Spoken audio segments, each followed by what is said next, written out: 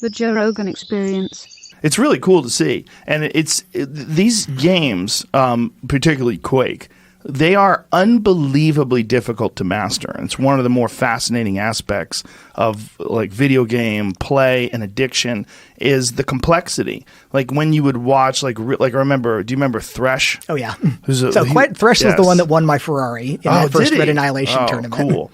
That guy was the hero back in the day of early Quake play. He was just this, what is it, Kenneth Fong? Is that his name? Yeah, or Dennis Fong. Dennis Fong.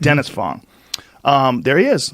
Yeah. There's Thresh. And I remember I would watch demos. One of the cool things about Quake was that you could – is that his Ferrari? You won the Ferrari? Let me see that. Yeah, so that was my old Turbo 308. Now, you turbocharged your Ferraris too, which I want to get to as well, which is pretty crazy. But so this guy was like the first real killer in Dennis Fong. There you go. First real killer in the Quake playing games, and you would be able to watch him play on demos. You would play through his eyes. So you would be able to see like how he does things and move around. It was really cool. Some of the interesting things about Quake where it wasn't really so clear when we were designing it, but it is a brutal game, especially in one-on-one, where a lot of modern games are much more approachable, where if you followed a lot of the Quake games, a lot of them were just blowouts, where you would get somebody that would take control of the level and they would be running their pattern, denying anyone any foot in the door, and you'd wind up with these 20-to-1 blowout games where there are things that you can do in game design to make it more approachable, where like if you don't have health packs where you can keep, because in a game like Quake, you go in, as long as you come out on top in the fight, you've got this little window to run around and bring your health back up. So even if you're only 5% better, you might win every engagement because you have enough time to go back, get yourself back up before you wind up re-engaging. Where in another game, if you didn't have health that would you had the ability to bring it back up, then even if somebody didn't win, if they knocked you down a whole lot, then they might get you the next time around, and scores can be much more even.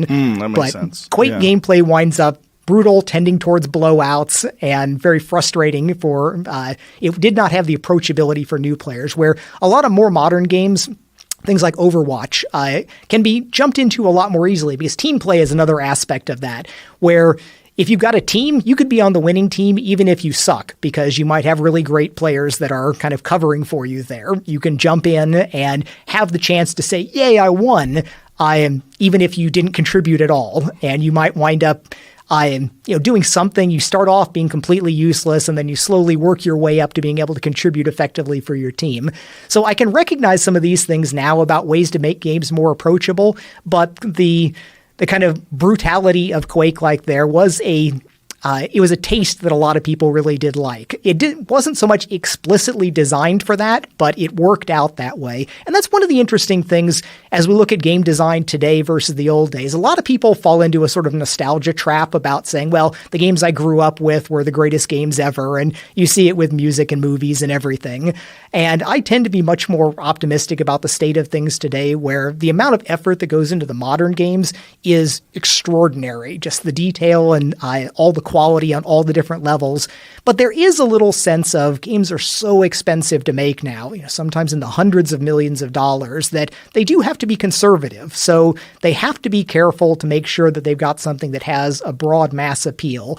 And I think that is the upside of some of the older games where they might have a little bit more of a distinct flavor. They weren't sort of focus grouped to death in the way that some of the more modern games can be. That's interesting. Yeah, focus group to death, I'm sure, is a problem. The Quake blowouts, although that is a thing, it's so fun when you're the person blowing the other person out that it's worth learning the maps. And that's for people who don't understand what we're talking about. Quake would have, it has maps. And on those maps, like this is where the rocket launcher is, this is where the railgun is, this is where the health is, this is where the mega armor is. And you had to know where these things were and that they would regenerate every X amount of seconds. And so you're managing not just your fighting, but you're also managing the resources. So you're running around and trying to control the map and trying to control the mega health and trying to control where the armor is, and don't let the guy get the railgun, don't let the guy get the rocket launcher. And in doing that, it's this incredible game of strategy as well as like fast twitch aiming, and there's so many factors going on. And the masters would have it timed such that they're just running to where it's going to spawn, and a half second before they get there, it respawns, they run over it, it's theirs, and it's gone. And the difference between the top-level players is something you see in competitive games a lot, even today, is you get the sense of the big fish in the small pond. You know, it's like I totally beat all of my friends' asses, or I'm the best player anybody's ever seen in my tiny little area. And then you put them in the big pond, with some of the professional players, and they get nothing. You know, they wind up not being able to land a shot. There is that much difference. Of course, you see that in everything. Martial arts, where you get the dojo hero in one place that then goes in and actually rolls with a professional and just finds out that they weren't all they thought they were. And there's even more layers of that in games because you're not so confined to some of the physical limits of the human body. Yeah, and the amount of time you can do it is not confined to the physical limits of the human body. So there's people out there playing 10, 12 hours a day where they're thinking and sleeping and dreaming and, you know, catching people with rail shots in the middle of the air. Yeah, that sense when you're obsessive about something, how it does invade your dreams. And there have been a number of times in my career when I'm learning new things, when I'm just immersed in whether it's a new programming paradigm, a new piece of technology, and I'm working 13-something hours in a day, and I go to sleep and I have dreams about what I'm working on. That's when I know I'm really deep in the groove of soaking in this new information.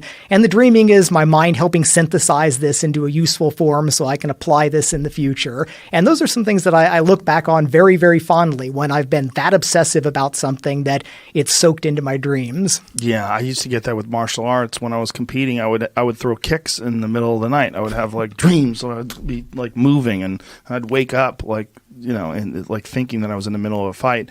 And I had a real problem when we have this LAN room set up here with Quake on it. And when we got into it where my addiction got re-sparked again, we were playing 2, 3, 4 hours a day, I was starting to have Quake dreams. It was really weird. Like, I'd have dreams that I was going down corners and dodging rockets, and it's just...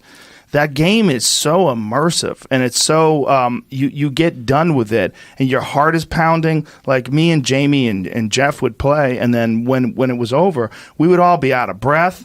Our heart would be racing. We'd have to get up and walk around.